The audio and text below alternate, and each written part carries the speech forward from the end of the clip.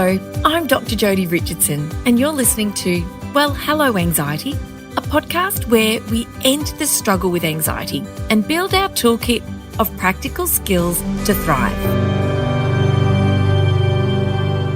Hello, lovely listeners. A very warm welcome to new listeners to the podcast, and of course to those of you who are tuning in with me every Wednesday. To make sure this remains a beautiful, safe space to listen, I just wanted to let you know before we get started that there is discussion of suicide in this episode. If this is not a comfortable listen for you this week, then I very much look forward to being back with you again next week. All right, let's go. Welcome back to another episode of Well, Hello Anxiety. I'm Dr. Jodi Richardson, your host, and I am so excited. I'm going to try to contain myself while I introduce today's guest. We are here in the studio together at Positive Media. I have had the pleasure of knowing today's guest for many, many years. I am meeting today and chatting today with the wonderful Sharon Witt. Like listeners, you will know Sharon from her weekly This One Life radio show each Sunday, and parents will no doubt have come across Sharon's wonderful work as one of Australia's leading book authors for children and teens on growing up, resilience and well-being, with more wonderful books to come. Sharon will tell us more about that later. Sharon is a secondary teacher, author, of course, speaker, mum of two with a son that recently was married.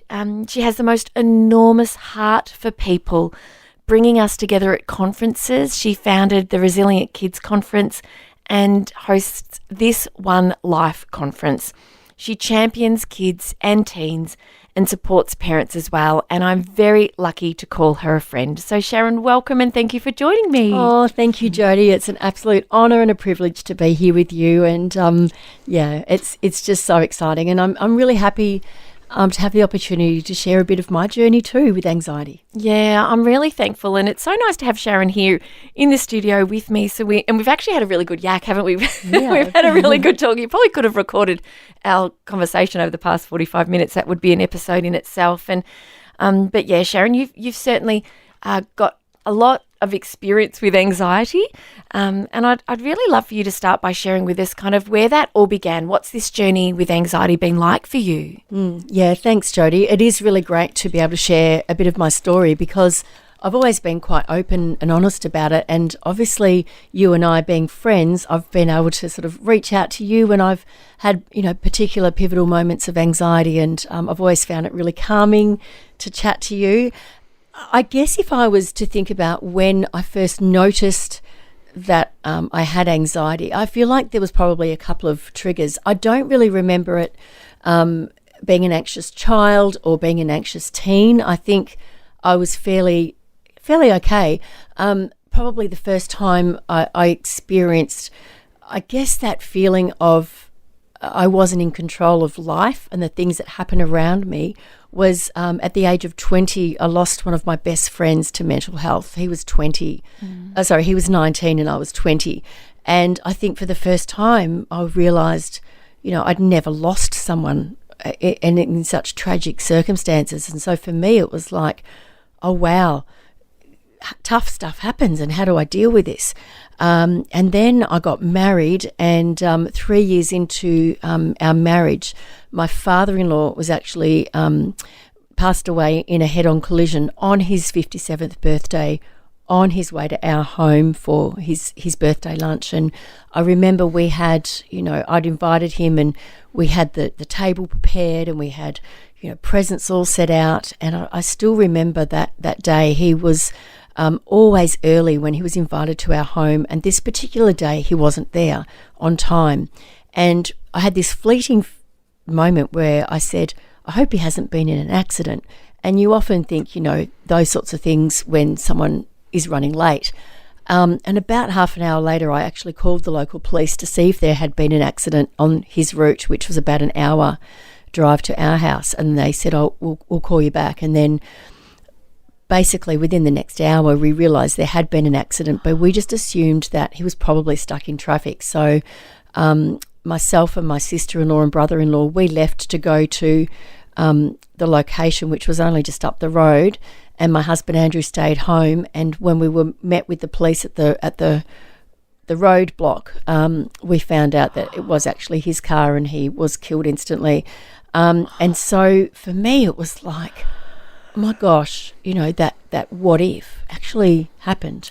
Yeah. And so I think from that moment, there was definitely some anxiety triggered furthermore with that. And I know that I remember for months later, I remember one particular day, my dad said, I'll be over at this particular time to come and visit me.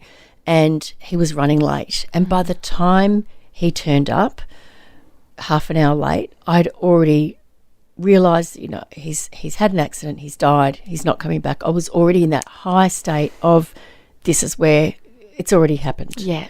And I think from then on, I certainly did experience a lot of anxiety. And then, of course, as you know, my journey, 10 years ago, my husband developed massive anxiety and mental health issues that came out of the blue, and over the course of his 6-year battle with depression, he made 5 attempts on his life. So that exacerbated my anxiety. So every time I would hear a door shut outside at night, I would think that's the police coming to tell, it was all those sorts of things.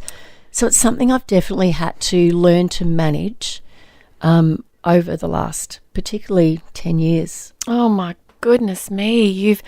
You at the tender age that you are in your 40s, I'm guessing. I'm 53 oh my gosh, now, you're Jodi. 53. I hope you don't that. mind me saying that. No, not at all. It's No.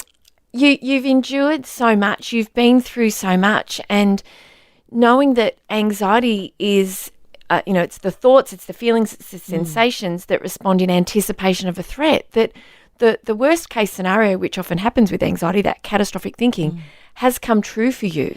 Yeah. On a number of occasions, and so it's kind of been reinforced, hasn't it? And so it makes sense. You make a good point there, because often, with anxiety, it's that feeling of what if. It's that, what if this happens? What if that happens? And for me, the what ifs actually have come true, as you say, on a number of occasions. So how do you then manage your life knowing that tough stuff can and does happen? Those worst case scenarios sometimes do happen, but then many of them don't. And it's probably fair to say most of them don't. You've really had such a rocky road and very serious experiences. And I'm really thankful to you for trusting me as a friend to have shared those along the way, and also to share with us here. And something I want to say to you as listeners, and the beautiful Jessica Maguire talks about this, and so many other guests as well, is that often when we experience anxiety and distress and sadness around these types of experiences, it's a completely normal response. It's how you've been challenged with your own mental health and your own ups and downs is a completely human response to the things that you've been through. And sometimes we think, I there's something wrong with me because I'm not coping with this, but I think we need to really look at the circumstances around how we're going. And sometimes the distress and the challenge and the mental health ups and downs make perfect sense, and it's completely natural. And then there are other times when we've kind of moved through those big challenges, and then the anxiety kind of hangs around and is a problem, as it is for both of us, outside of those normal big events. And I remember going to the doctor once when my nana died, and I'm on medication for my anxiety, as most listeners will know. And I remember going, I was just so sad. And I just said, look, I just wanted to check in. My psychologist retired a long time ago. I don't have a psychologist now. Checking in with my GP just to see if I was okay. And she said, you are having a very normal response to a very sad event in your life. And so I'm not worried about you.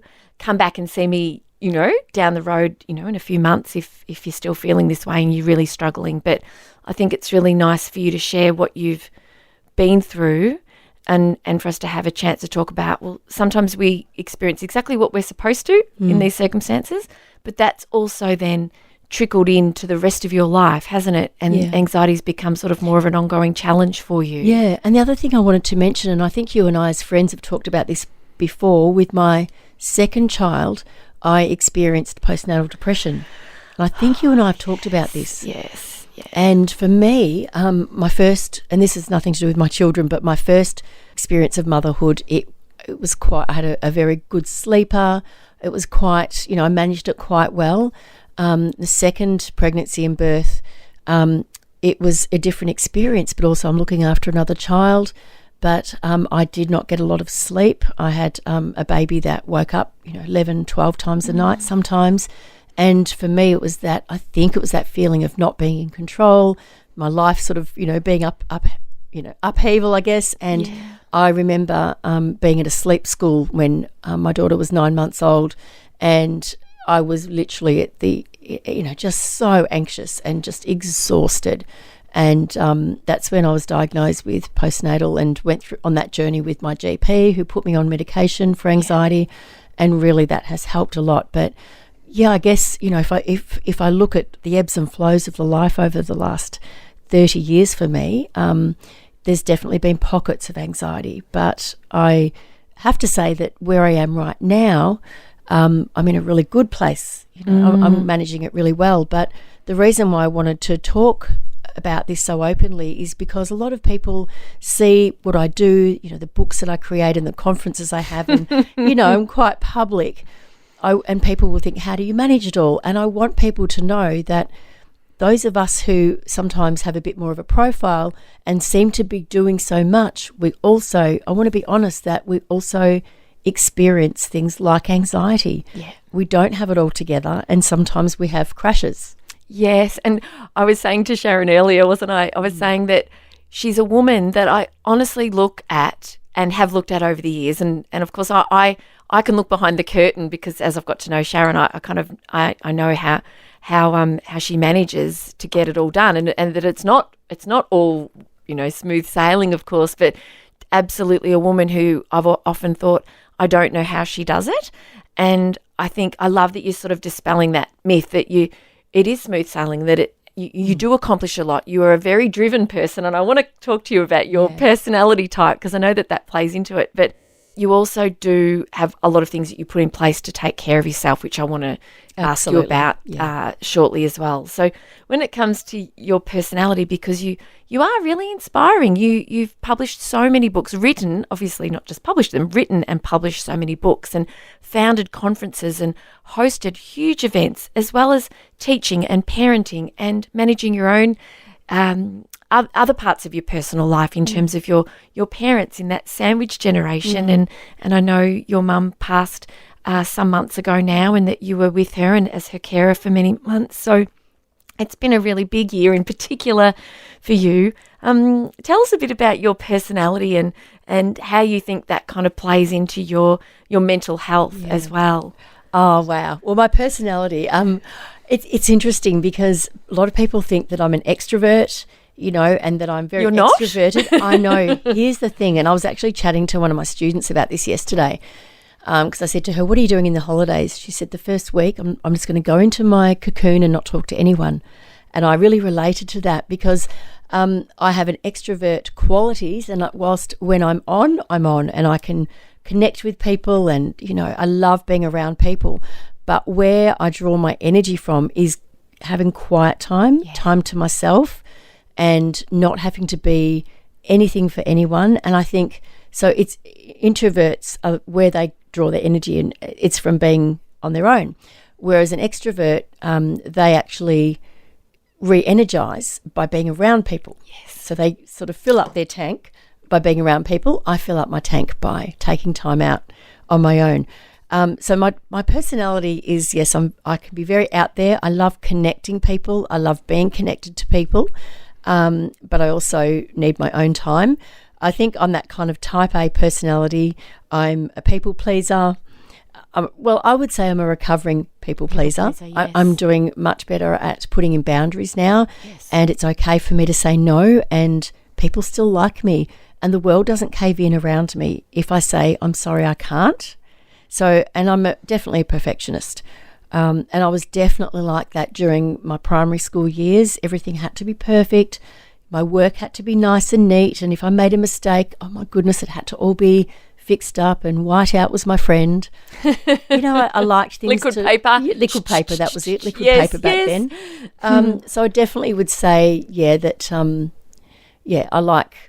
I like things to be right and perfect. I'm learning a lot about life, that life isn't perfect, but and to let things go. But definitely, and we'll talk about my ADHD diagnosis because that's another layer of me. But generally speaking, a bit of a perfectionist, people pleaser, and prone to being anxious and leaving things to the last minute. I'm very good at that. Leaving things to the last minute. So you're very motivated by a deadline and not quite enough time. That's really the way I do my operate a lot of best work at the last minute. Yes. Which brings about anxiety.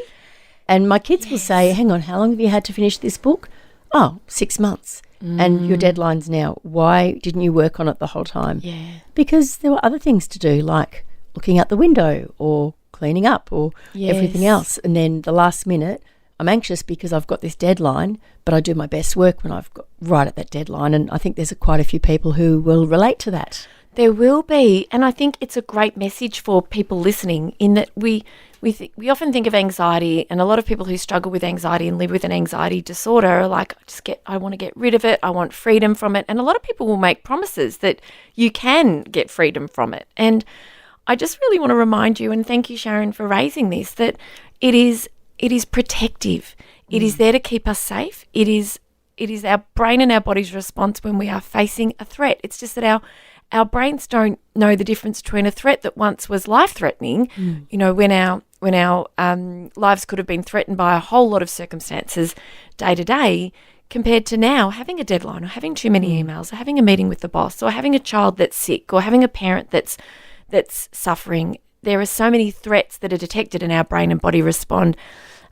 So anxiety is protective, but it's also very motivating. Yeah. And it can serve us well when we can harness that anxiety.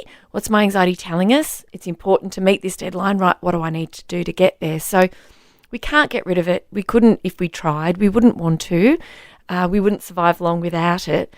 But yeah, it has its place, doesn't it? And you find that your anxiety, as does mine, can be really motivated and can actually really help you be quite productive. Oh, absolutely. When that hyperfocus kicks in, yes. The best way to get rid of the anxiety is to actually get it done and hyperfocus. And that's great, but it's around managing that. But I must say, for me personally, the best way of understanding anxiety for me ever was the work by Karen Young. Have you had Karen on the podcast? Yes, I have. Yes. I love Karen. She's just a beautiful soul, isn't she? She is. She's divine. And reading her book, Hey Warrior. Hey Warrior. Now that for me, I read that, and I read that to my secondary students often to understand the amygdala and how it works. For me was awesome. It's that fight or flight and naming your amygdala, which I called it Barry. I don't know why, but I just said mine's Sam. Yeah, and I don't know why I gave it a male name, but just to be able to go when you're feeling it. That whole fight or flight, understanding that it's sending all that, super fuel out to the adrenaline to say, okay, you need to run, you need to escape whatever, that threat is from many years ago. And now when we get that, to be able to say, it's okay, I'm actually safe, Barry. I've just got a deadline. I have to get this manuscript finished by tomorrow morning. So I'm actually okay. Thank you for sending the super fuel. Thank you for trying to protect me, but I've got this. Yeah. I'm okay. And I'm actually teaching that to myself. So that's been fantastic, just to remind myself what actually the anxiety is meaning. And having a little bit of space to be able to kind of recognise when we're filled with that adrenaline and hyperfocus and the heart's racing, and it can be something that takes away from our ability to kind of think straight, because the part of our brain that helps us really sort of think and plan and organise and operate as we like to isn't available to us when we're highly anxious. So when we can recognise it coming and we can say, right, this is my anxiety, right? And it's a bit like, right, it's okay, Barry, thanks very much. Appreciate you so much. I know you're trying to keep me safe, but this idea that I'm okay, I've got this, and putting into practice a strategy that can start to sort of dial it down, because we can put those into practice. I wanted to come back before we talk about the sort of strategies that you use, because you do employ a range of different strategies, which I really want you to share with everyone. But this idea that anxiety drives your focus and that you can buckle down and get this writing done, but also the fact that you have a diagnosis, a fairly recent one, of ADHD, which is something that's going to interrupt focus and make it hard. How do you manage? Yeah. Well, the diagnosis for ADHD was massive for me. And it's interesting that so many people that I know, particularly females who've been diagnosed with ADHD, also have some anxiety issues that they've had all the way along. So I actually wonder now whether that was actually more part of what I was experiencing, that just anxiety that was actually part of my neurodiversity. It's a little bit of a funny story about how I got my diagnosis. There was actually a wonderful lady called Sarah from Solid Rock Psychology who actually was a guest on a show on 89.9 The Light about a year and a half ago. And someone mentioned it to me and said, you should get in contact with her. Now, I did, and I'd set up an appointment with her, and so the day came where I was going to be having my special first meeting with her to go through that diagnosis process. But right at that time, I had just taken my daughter into the city for her 21st birthday post-COVID, so it was a year late. I remember this story. Yes. Continue. And we stayed in a beautiful hotel in Melbourne, and in the middle of the night, I woke up with the most agonising pain. Long story short, I'm rushed by ambulance to the Alfred Hospital, where I was diagnosed with having gallbladder, it was inflamed, gallstones, and I'm monitored in hospital. I'm having to go into surgery, but while we're waiting for surgery, I get this appointment notification comes up on my phone. I'd had a code grey. Doctors were all, trying to manage all the pain in the middle of the night, and then I'd been awake, and then 10 o'clock in the morning, this alert comes up. You've got your very first appointment with the psychologist for your diagnosis. And I've gone, my goodness, here I am sitting in a cubicle, and I'm like, I've been waiting for this. I was really excited about it because I'd read so much and I knew. So I quickly messaged her and said, still happy to have my appointment, but I won't be able to meet with you face to face because I'm actually waiting to go into surgery. And she said, well, that's not appropriate. And I said, well, could we just do it over face to face, over video? And she said, well, I don't really know. I said, please. And so the nurses blocked off and just put, in a telehealth appointment. And I had that hour with Sarah to actually go through that process. And she asked me lots of questions, and they were all the time, always, yes, often. And at the end of that, she said, yeah, absolutely. And then we started that process from there. But for me, I was excited. Yeah. I was happy. I felt validated that I actually thought I'm now on the process and this journey of understanding how my brain works, and that's nothing wrong with my brain. I just happen to have a neurodiverse brain, which allows me to be creative and come up with ideas for conferences, and always thinking of new ideas for books and programs. It's a little bit of a superpower for me. Yeah. But with that also comes great responsibility, and that's managing my anxiety of doing too much and going like a bull at a gate for months on end and then crashing. And one of the things that used to often happen with me with Resilient Kids is because I started it myself, I managed it myself, I would organise all the tickets and everything, and I would go, get this event done, and invariably days after each conference I would crash in a heap for days because I'd done too much and I hadn't put in some boundaries in place around that. Yes. Oh, and I've been there to witness that as well, the incredible work that you do. The Resilient Kids conferences because they've continued, but Sharon has passed the baton on to the beautiful Michelle Mitchell, and Michelle's been a guest on the podcast as well. Oh, wonderful. Yes, and so the organisation, I cannot even begin to fathom what it takes to bring a conference to life. And I do also recall being at one of those conferences, and you were in a moon boot.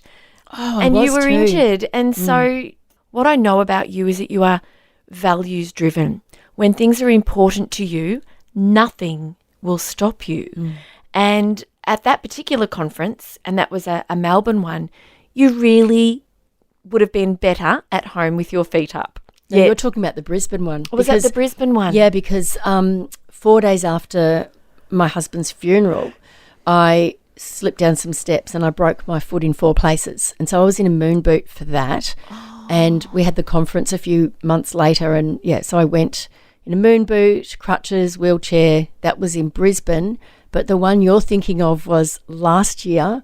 I had my gallbladder out and I had been home from hospital maybe 5 days or 6 days, and Resilient Kids Conference was happening in Melbourne. That's right. And I was like, I am going to be there. And people were like, Sharon, you've just had surgery.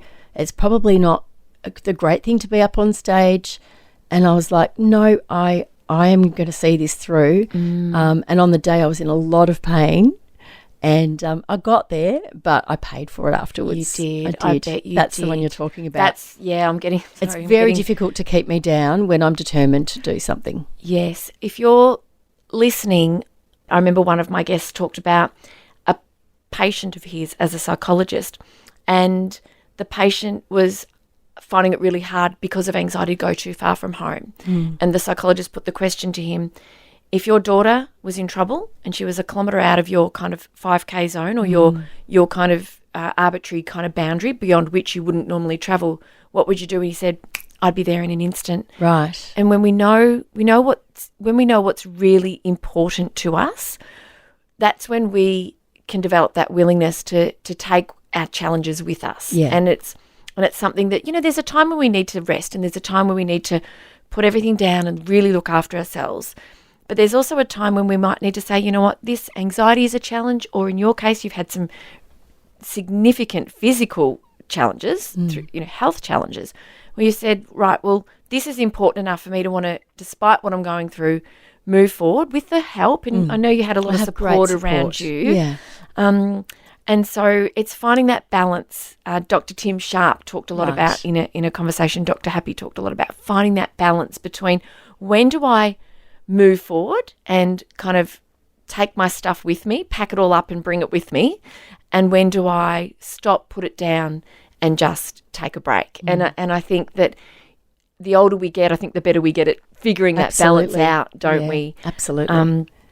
So I guess my anxiety has made a bit more sense since my ADHD diagnosis, which when you hyper-focus, we can leave things to the last minute. We can get easily distracted. So I'm learning. I'm still learning. I'm still on that journey. But it's actually really helped me with my teaching as well. So I can get alongside those kids that might be experiencing anxiety or who have an ADHD diagnosis. It's helped me understand our kids more, our students, and how they manage the classroom and the complexities of being an adolescent. I think it must be music to a teenager's ears to hear a teacher say, you know what, I get it. Yeah. I actually get this because, hey, I live with this too.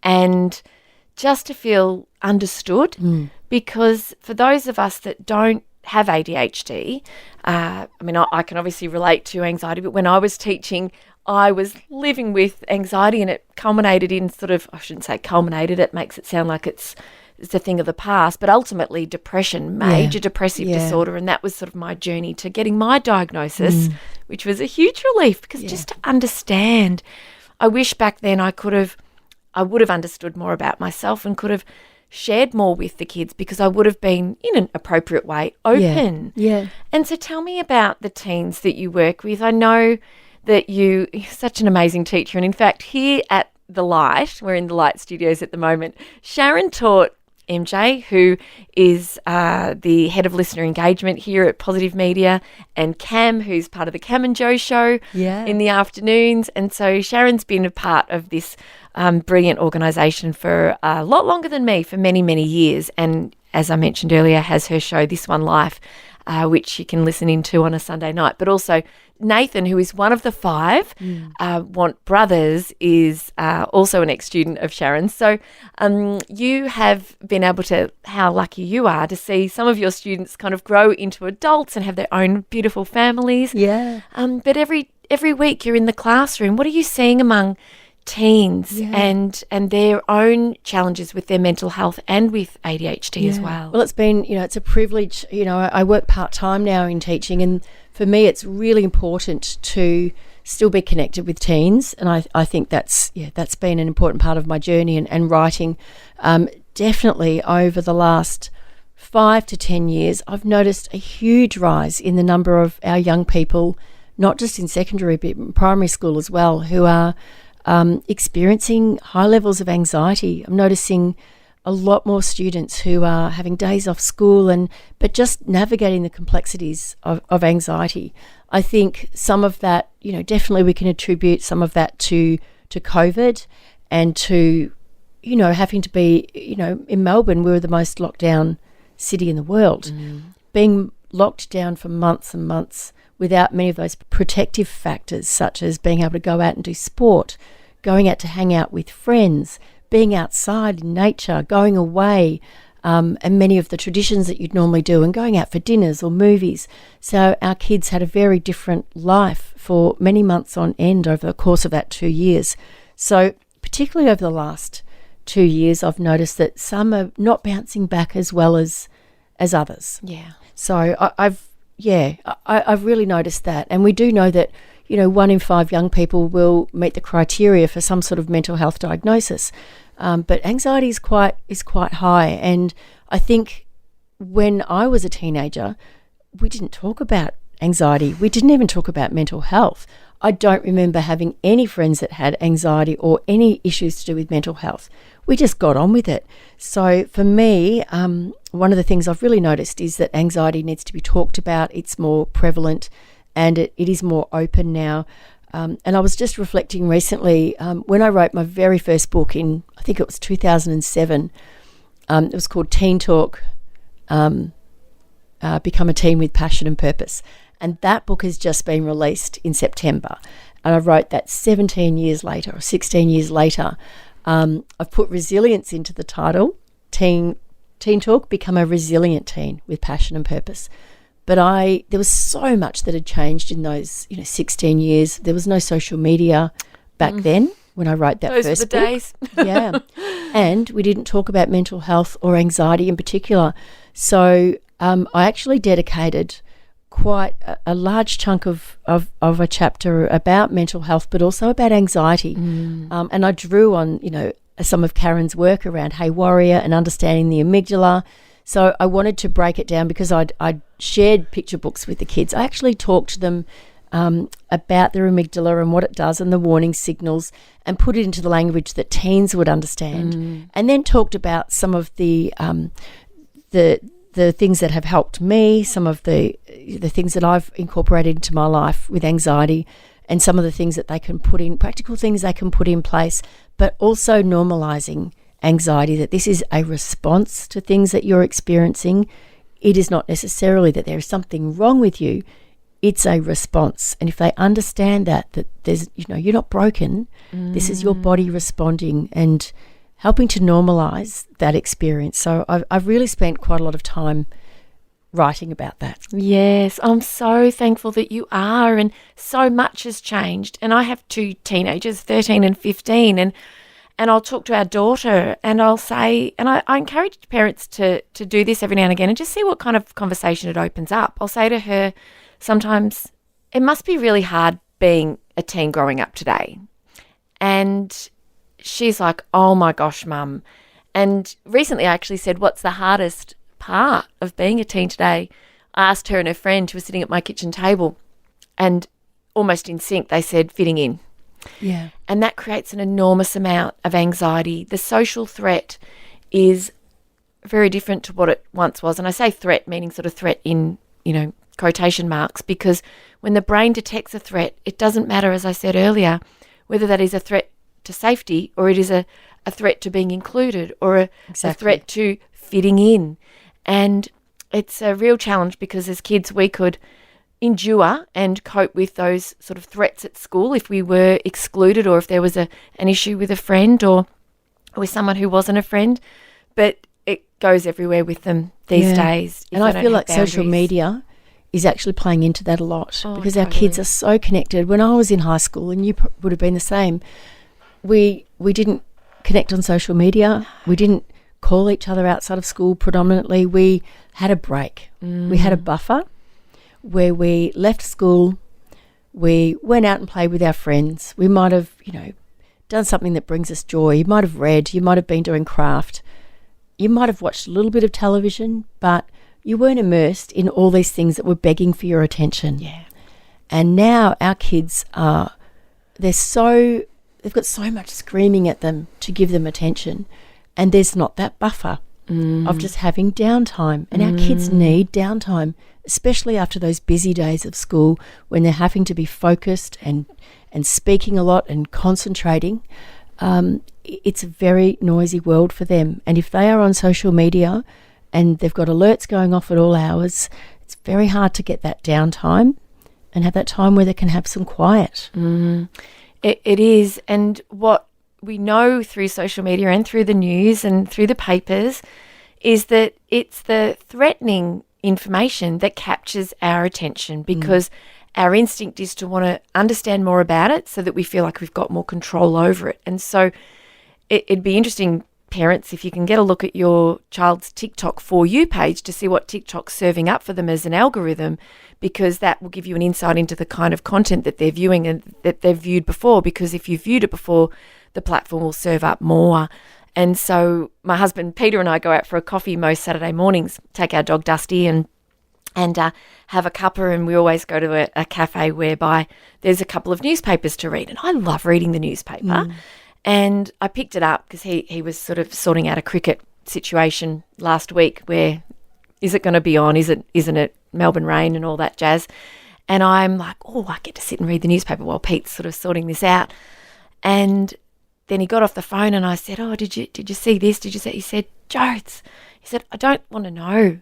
Yeah. He said, if it bleeds, it leads. He said, it's all just there to make us worried. And he said, I'm actually not interested. And I'm like, you know what? You're right. Everything you read, it's sort of, it's confronting and it's worrying and it's just firing off that kind of threat detection in our mind. But I digress. Absolutely. I actually wrote a whole chapter about social media and the influences, and also to make a decision what you allow into your mind. You get to choose what infiltrates, what messages you get. You actually get to choose that. So I choose to not look at the news very often because I want to create a healthy space and boundaries for my own mind, for my own mental health. Yeah, I love that you do that. And I appreciate that you've raised that here, because I feel like this episode, there's so many nuggets for people. And no matter where you're listening from or what kind of lens you're looking at through, if you're looking, you're not really looking, you're listening through, I suppose is a better way to put that. And no matter what lens you're listening through, whether it's a parent or a professional or a teacher or a teen, there's something for you to take away. And the boundaries that we put in place, I really encourage you to think about those boundaries. I mean, I grew up as a kid in a house where the 6 o'clock nightly news was on every night, and 60 Minutes and a current affair and all of those kinds of shows. So we were kind of a house with lots of that going on. Whereas in my home, we don't have the news on. I get my kind of current affairs, I suppose, through a bulletin on 89.9 The Light, or 6 o'clock the simulcast. If I'm in the car, I'll hear a bulletin, and that's kind of pretty much it. So we can set boundaries. We just need to be careful when other people or the media around us is encroaching on those boundaries. So it's not only having boundaries, it's about holding firm, keeping those boundaries in place, isn't it? Absolutely. So my last question for you is, what helps? What makes a difference for you? Because and I really want to acknowledge and honour that you have shared a lot with us today. You have been through so much with the passing of your friend in your, as a young adult, with that horrific accident that evening with your father-in-law, with your husband Andy having taken his own life, and the recent passing of your mums. I'm not saying, I hope I'm not upsetting you, but I just really want to acknowledge that as a human, as a woman, 53, tender age of 53, you've been through a lot.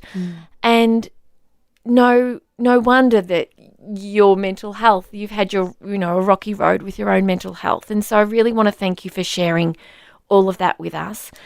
And a message for listeners too, that no matter what life throws at you, Sharon's such an example, a shining example, that with help and support and professional support at times and friends and family and taking care of yourself, that there is, you can come through these challenges and you will come through these challenges. So I urge you, if you are experiencing big challenges in your life, to reach out for that help. But also want you, Sharon, to please share with us, what is it that makes a difference for you, so that hopefully listeners can take another little pearl of wisdom from what helps you, a person who's lived a full life and has so much ahead of you, but a life that's been, a really challenging one at times as well. Oh, wow. There's a lot in that, Jodi. But first of all, I want to say thank you. And I want to really thank you also for not just the professional that you are, but also the friend that you are, because I have a lot of friends and a lot of people that I'm connected with. And one of those things for me is really important, is to, and it's something I've had to learn, but to reach out and to ask and to let people know when I need help. And you have been one of those people that if I'm experiencing, a bit of a rush in anxiety, I know that you're at the other end of the phone, that I can say, hey, can we connect? Can I just tell you how I'm feeling at the moment? So I just want to acknowledge that you are one of those people for me. And I also have, for me, I have a very small group of women that I know, I have a really strong faith. So for me, I have a very small group of women that I put them in a little group chat. And if I'm experiencing a really heavy day or two of anxiety and really mentally not feeling great, I will just put in a group chat. I don't have to share many details, but just I would really appreciate your prayers right now, good vibes. I'm in a pretty bad place today or tomorrow, and I just need you to step in for me. And that is huge. So for me, having a prayer really helps. What I've learnt in the last few years has been particularly helpful. First of all, not saying yes to everything, and to actually the power of the pause. So for me, people used to ask me to do things, and before they'd even finish the sentence, I'm going, yes, of course, yes, I'll do that. And then after that, I'd have this anxiety going, how am I going to fit that in? Why did I say yes? So for me, the power of the pause that says, thank you for asking me. I'll get back to you. When would you like me to get back to you? I just need to check my diary. Let me think about that for a day or two. So the power of the pause and giving myself time to check in with my deadlines and what other things that I might have. The other thing is to know and acknowledge and practice saying no. And that takes practice. So if I can't do something, I'm a recovering people pleaser. I would always say yes. What happens if I say no? Well, when I have said no, the person still likes me. Yes. It's not destroyed a friendship. They've understood that I put in those boundaries. Not being too hard on myself. I think we can be our own worst critic. We can really beat ourselves up. And I've written about this in my book for teens as well, that, would you speak to a person the way you speak to yourself? Would you speak to a friend that way? What advice would you give to that person? So often I'm so hard on myself. Like you handled that wrong, or you shouldn't have said that, or you put your foot in it again, or you should have took more time to prepare for that, or you shouldn't have left that to the last minute. Actually being kinder to myself has really helped.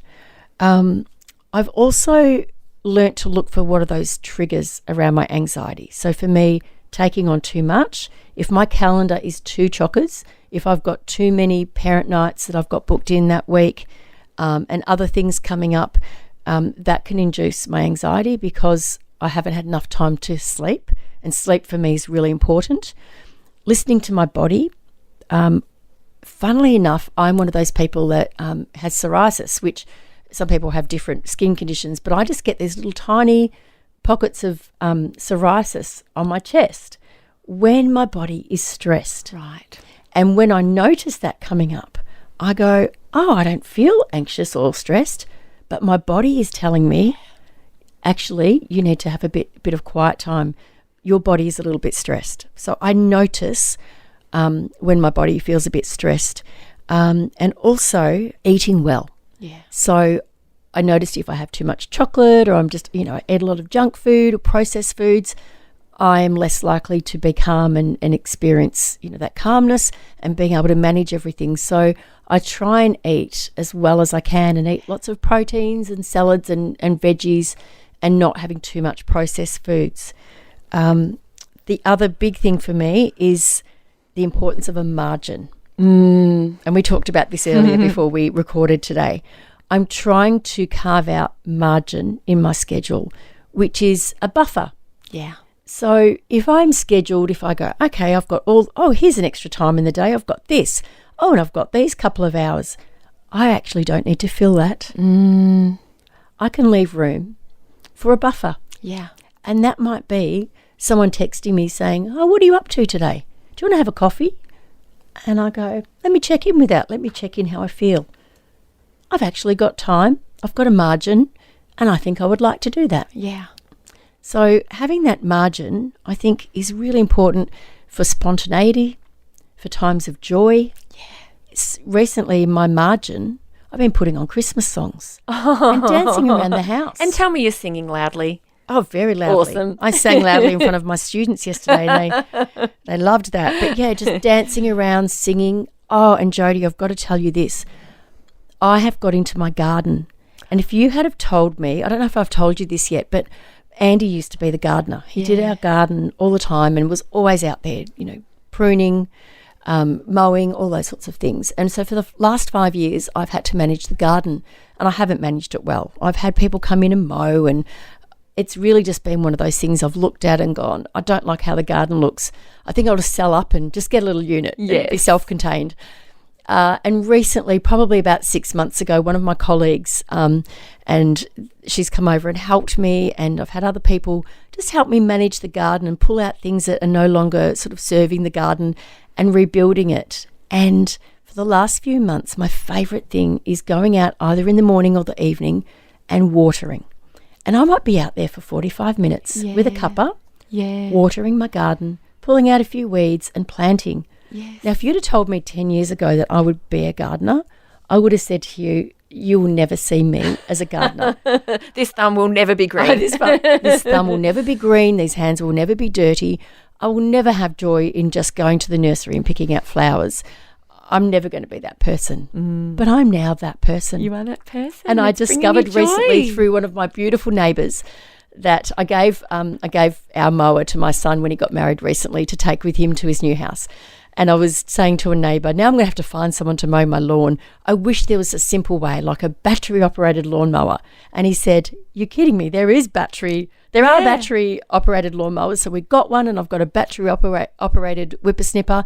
I know we're digressing here, but that brings me joy. Yes. So I've now found these new hobbies and interests that bring me joy and ground me. And just lying on the grass, sitting there with a cup of tea. Oh my gosh, barefoot on the grass is just the beautiful thing that I love to do. And it's just, there's so much about that. I wish I could dive deeper, but I love what you've shared. And it's such a lesson to us all that life is not all about work. And in fact, a previous guest, Fleur Hazelwood, she said there's life and work should be an appropriately sized wedge within it. And correct. I love that statement. And what you've just shared are the ways in which you're living a really rich and full life, doing the things that are for you. Yeah. And I think we're so driven often as a culture by, how can I turn my hobby into a hustle? How can I make money out of my art? And it's just like for the sake of doing something for the sake of it brings so much joy and is a real reset for the nervous system. Oh, absolutely. And it's great for your energy and exercise.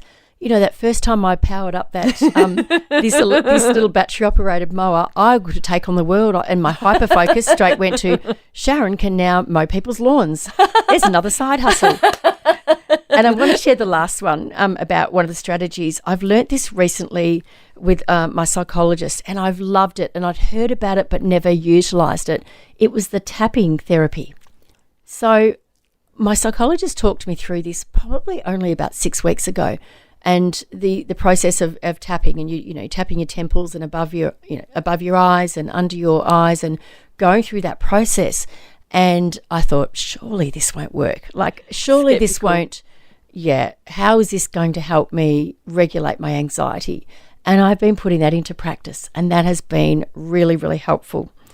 So I've talked about eating well, tapping, putting in the margin in my schedule, looking for those triggers, but finally being kind to myself. Just actually being my own best friend, being kind to me, and just looking after my own well-being. Yes. You know what? I love that we can finish there, because it's a really powerful insight, and it's one I'm going to take on board. And I think about my day today, and when I saw Sharon, gosh, my breathing, I was anxiously breathing, and I've settled down because I know what to do about that. But when if I was to ask somebody to do today, this day that we're recording, what I've done before recording with Sharon and what I have on my list for today, I would never dream of asking somebody else to do today what I am asking of myself. Right. And so what you've just shared, I've talked a lot about self-compassion, but this idea of just being kind to ourselves, and also thinking about, would I ask of someone else what I'm asking of myself? That's sort of my takeaway from what you've just shared. And that's really powerful for me. And the tapping that you shared, it was episode 86 where I interviewed Dr. Wonderful. Peter Stapleton, and I shared too when I'm like, what's this tapping thing, this emotional freedom technique? And I'm sorry for people who have been on that road for a long time. I know that I was very skeptical about it, and I just hadn't looked into the science, and I found this incredible scientist here in Australia who's leading the way globally. And it was a brilliant episode. She talked us through the tapping strategy, but also has a great YouTube video that you can head to have a look if you'd like to incorporate some tapping into your, you know, as an extra tool in your toolkit. But I want to thank you, Sharon. It's been such an incredible conversation. You're an incredible woman. I love that I've been able to introduce you to, I'm surprised if there's anybody listening who hasn't heard of your wonderful work, but there undoubtedly will be. And so it's a joy to introduce you to people who don't know of the wonderful work that you do and the person that you are. It's a delight, obviously, to bring you to those people that know and love you for what you've done and everything that's to come. And yeah, really exciting to be, obviously, we both are colleagues here now at Positive Media at The Light. And I really want to thank you for sharing so openly and vulnerably about your journey, and also for sharing your resilience with us, because you sit here before me as a very resilient person who's been through a lot, but has also learned to move through those challenges. And that's what resilience is. It's not about avoiding the challenging, tough stuff. It's about moving through it, learning, going through hard things and learning how to cope. And you've shared so much of that with us today. So I'm very grateful. Thank you, Jodi. And I'm just absolutely thrilled to have had this opportunity, and also just so excited that there's a podcast like yours that the Light listeners can listen to and tap into, because I think this is such an important topic of anxiety, and so many people resonate with that. So yeah, and thank you for your support of me over these years, and pleasure. You know, having that resource, a beautiful person that can just, you know, talk back to me and give me, you know, that sense of here are some tools and strategies, and also just being able to relate to me in that space with anxiety. So thank you. It's just been an absolute pleasure. Oh, thank you, Sharon. And just on that note, a huge welcome to new listeners to the podcast from The Light. It's just a joy. It's just a joy to be collaborating with Positive Media and The Light. And so a very warm welcome to you and to all of the wonderful listeners around the world. It's a real privilege to do this podcast for you. And before we part ways, I just want you, Sharon, if you could please share how people can connect with you and your work. Thanks, Jodi. Well, I write books for tweens, Girl Wise and Wise Guys, which include the topics of anxiety and dealing with lots of life stuff, and also my Teen Talk series, which is for ages sort of 11 to 18, and you can find them all at sharonwitt.com.au. And it's a beautiful website, must I say. I was having a little squiz, and yeah, it's gorgeous. So Sharon, thank you again. And thank you for listening. Thank you for joining us. It's just such a privilege, as I said, to be able to share these conversations with you. So thank you for tuning in. I really appreciate your time, and I cannot wait to be back with you with another wonderful guest next week. Okay, bye. Thank you so much for joining me for this week's episode. If you enjoyed it, please subscribe and leave a review. To keep the conversation going, I'd love you to join me over on Instagram. You'll find me at Dr. Jodi Richardson. Also, if you'd like a copy of my free 5-day mini email course, Calm Your Anxious Brain, then jump over to my website, drjodirichardson.com, and you can sign up down the bottom. I've really enjoyed having your company. Thanks so much. See you next time.